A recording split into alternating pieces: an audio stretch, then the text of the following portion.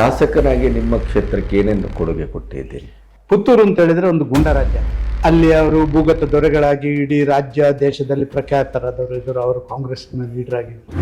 ಶಾಸಕರು MLA ಅವರು ಹೋಗುವಾಗ ಕೂಡ ಅವರನ್ನು ಅಡ್ಡಗಟ್ಟಿ ಬೆದರಿಸುವಂಥ ಕೆಲಸ ಕಾರ್ಯದವರಾಗಿತ್ತು. ಅಲ್ಲಿಯ MLA ಸ್ವತಃ ಒಂದು ರೀತಿಯಲ್ಲಿ ಅದೇ ದಾಟಿಯಲ್ಲಿ ಹೋಗುವಂಥವರಿದ್ದರು. ಕಾಸರಗೋಡಿಂದ ಹಿಡಿದು ಭಟ್ಕಳವರೆಗೆ ಆ ಕೋಸ್ಟಲ್ ಬೆಲ್ಟಲ್ಲಿ ಮತಾಂಧರ ಒಂದು ಅಟ್ಟಹಾಸ.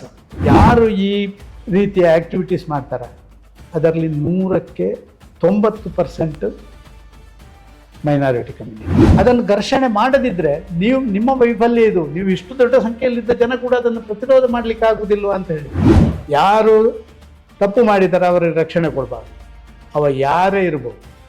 ಒಂದು ಟಾಯ್ಲೆಟ್ ಕಟ್ಟಿದರೆ 2 ಅಡ್ವರ್ಟೈಸ್ಮೆಂಟು ಮತ್ತು 10 ಟಾಯ್ಲೆಟಿಂದ ಖರ್ಚು ಮಾಡ್ತಾರೆ ಅಡ್ವರ್ಟೈಸ್ಮೆಂಟಿಗೆ. ಅದನ್ನು ನಾವು ಮಾಡಲಿ. ಇವಾಗ BJP ಆದ ಕಾರಣ ಇವನಿಗೆ ರಕ್ಷಣೆ ಕೊಡಬೇಕು ಅಂತ ಹೇಳುವಂಥ ವಾತಾವರಣ ನಾವು ಮಾಡಬಾರ್ದು, ನಮ್ಮ ಎದುರಿನವರು ಮಾಡಬಾರ್ದು.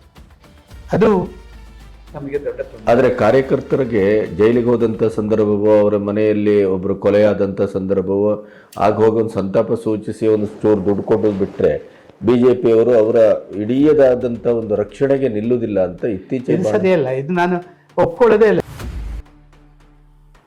ಕರ್ನಾಟಕದಲ್ಲಿ ಈ ರಾಜಕೀಯದ BJPಯ ಒಟ್ಟು ಪಕ್ಷದಲ್ಲಿ ಬೆಳೆಯಲಿಕ್ಕೆ ನಿಮಗೆ ಪ್ರತ್ಯಕ್ಷವಾಗಿ ಮತ್ತು ಪರೋಕ್ಷವಾಗಿ ಯಾರು ಹೆಚ್ಚು? ನೋಡಿ, ನಾನು ಹೇಳಿದೆ, ನಮ್ಮ ಪ್ರಾರಂಭದಲ್ಲಿ ದಕ್ಷಿಣ ಕನ್ನಡ ಜಿಲ್ಲೆಯವರೇ ಎಲ್ಲ ನಮಗೆ ರಾಜ್ಯದವರೆಗೆ ತಂದ ಮೇಲೆ, ರಾಜ್ಯಕ್ಕೆ ತಂದ ಮೇಲೆ ಯಡಿಯೂರಪ್ಪರು ನನಗೆ ತುಂಬ ಬೆಂಬಲ ಕೊಟ್ಟಿದ್ದಾರೆ. ನಾವೇನು ಸರಿ 100ಕ್ಕೆ 100 ಸರಿ ಅಂತ ನಾನು ಹೇಳಿದೆ. ನಾವು ಕೆಲವು ಸರಿ ತಪ್ಪಿದ್ದೇವೆ ಸರ್. ನಾನು ಎಲ್ಲಿ ಬೇಕಾದ್ರೆ ಹೇಳಬಲ್ಲೆ, ನಾವು ನಮ್ಮ ಟೀಮ್ ಅದನ್ನು ಪೂರ್ತಿ ನಿಲ್ಲಿಸುವಂಥ ಕೆಲಸ ಕಾರ್ಯಗಳನ್ನು